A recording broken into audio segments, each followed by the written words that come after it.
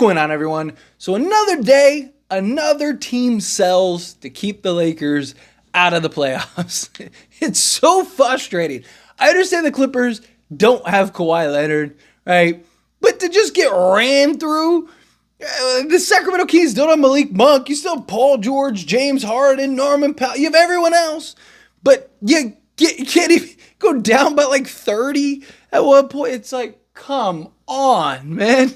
Like, we just need a little bit of a break. Right? Lakers keep winning, but of course Phoenix keeps winning, Sacramento keeps winning. All these teams are resting guys in their matchup, but when they play the Lakers, everyone all of a sudden magically gets healed. They get sawed in half, a little super glue. They're back in the game. It's like, come on. Like, we just need a little break because, look, if Sacramento would have won and we win tomorrow against the Wizards, that's it. We're there. Now we just need to keep pace at that point. But now it's like, if we win tomorrow, that gives us a half game on Sacramento. So then we need Sacramento to basically lose 2 more games the rest of the way. Like, I wouldn't be that concerned if we had like 15 games left or 10 games left, but we're running out of time. We're running out of real estate here, right? Lakers only have like very few games left down the stretch. Like, all these teams only have like 6, 7 games tops. So we could really use Phoenix to lose tomorrow. Lakers got to keep winning, got to stay paced. I mean, the way it's shaping up, Lakers are going to have to go probably 6-1 down the stretch, which is what I think they will, right? Like, I really do. I do think that the Lakers end up finishing in that 6-1 range. 5-2, can they get the 7th seed? Sure, but it's just makes things so tough, right? The Lakers have the tiebreaker against the Phoenix Suns, right? That's good. But they don't have the tiebreaker against Sacramento.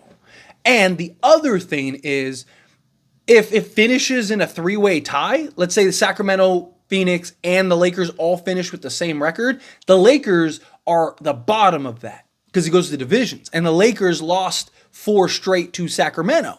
So that could end up being the deciding factor in us not getting into the 8th, 7th, or 8th seed. It's just like, come on, man. Like, this Lakers team is on fire right now. They've been killing it. They're like 19-8 now in the last 2 months, going on 3 months. They've had the 5th best record since basically January, the new year. They offensively have been spectacular. The Lakers are doing everything you could want them to. In any other season, any other circumstance, the Lakers would be a top 3 seed in the conference. But because the West is the West this year, and none of the East teams are any good outside of like Boston. I mean, the Washington Wizards just ran through Milwaukee. It's like, man, it's like, come on. It's just every win. It's like we go to this, and then somebody sells it. It's like, there goes another win that we have to have another pace off. And it's just, and look, I get it. The Lakers did this to themselves. Right? And this just shows how important the regular season is, at least in the Western Conference.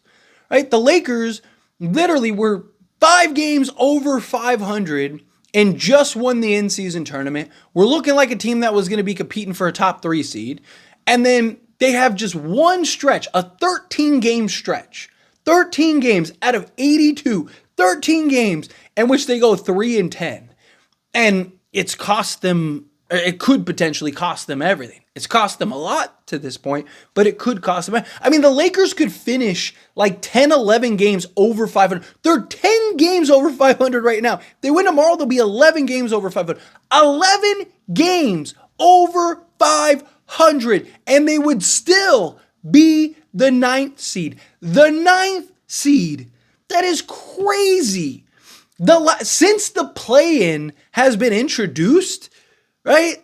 Like, the best record to be in the play-in was like 43 wins, I think, right? Like, you had like 7 seeds that were like 45, 46 wins. Some years they're like 43 wins. It's like, and the 10th seed is usually like 5 to anywhere in the last few years, anywhere from like 5 to 8 games under 500. Literally under 500, not over 500, under 500.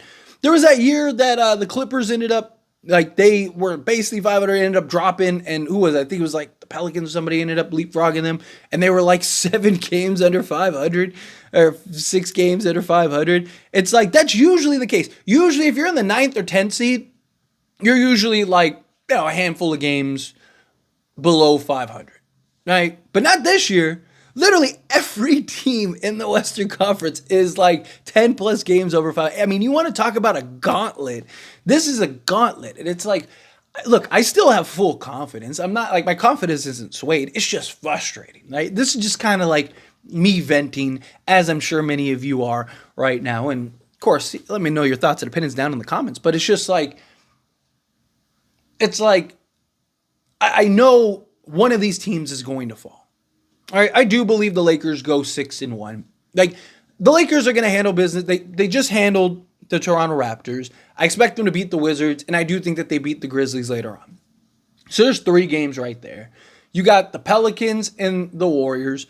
Both those games going to be very crucial. Both the Warriors and the Pelicans are probably going to be playing everybody because they're both going to be fighting for seeding. But the Lakers should beat the Pelicans. The Lakers should beat the Warriors, right? So that should be that.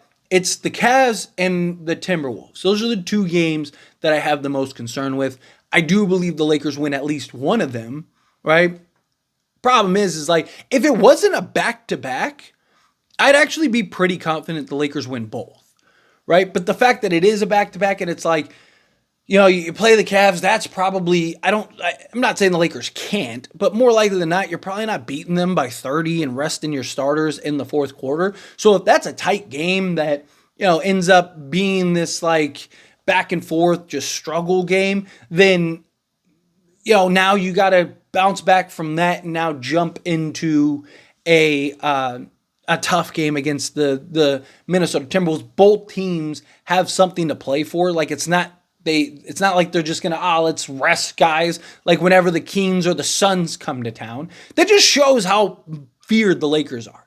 Teams would rather tank for, because it's not like the Clippers don't need this win. The Clippers absolutely need this win, right? All of these teams that keep selling all need the wins because they're all competing for various things also.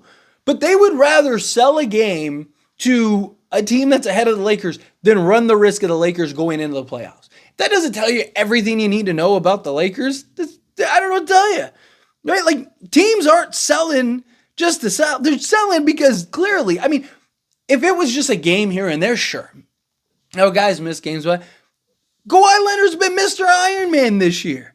Right? Like, Clippers losing by 30 to Sacramento. Sacramento lost their third best player, and everybody's just laying down for them. It's just, again, like, credit Sacramento. Don't get me wrong. Like, they're doing their job. Credit Phoenix. They're doing their job. But it's like, this season has gone exactly a specific way and direction all season long. And now we're at the home stretch, and all of a sudden everything's different, right? All of a sudden Phoenix can't lose. All of a sudden Sacramento can't lose. All of a sudden, teams are resting guys, but when they play the Lakers, everyone's all hands on deck. And it's, again, it just shows and instills more confidence in me. We just got to get that AC. Can the Lakers win 2 straight games, get into the playoffs? Absolutely, without a doubt. It's just, it's tough, right? Because the Lakers could play perfect. And, let's say you play the Warriors and they just shoot the lights out, right? Like, and there's just nothing you can do. Like, let's say you have 0 turnovers, you're out rebounding them, you're shooting a better percentage from 2-point range, all that stuff, but they're like 60% from 3. Like, there's nothing you can do about it, right? Like, what are you supposed to do? It's just, those are the kind of things that I look at and I just go, oh man, it sucks. But if we can get into that 7th or 8th, I have all the confidence in the world. Like, genuinely. I do. I have all the confidence in the world that the Lakers get it done. But anyway, as always, this is a discussion. Pass the question on you. Let me know your thoughts and opinions down in the comments below. What do you think? How do you feel? What are your thoughts on the these teams just keep selling? It's just like please, come on. But anyway, again, love to hear your thoughts and opinions. Let me know. Again, this is just kind of a therapy session. It's kind of just me ranting and raving. But Anyway, let me know your thoughts and videos down in the comments. That being said, if you haven't liked this video, hit that like button. Helps me a lot. So when you enjoy these types of videos, truly appreciate it. Not subscribed to the channel, hit that subscribe button. Turn on the bell notifications. Appreciate y'all. See you in the next one. Thank you.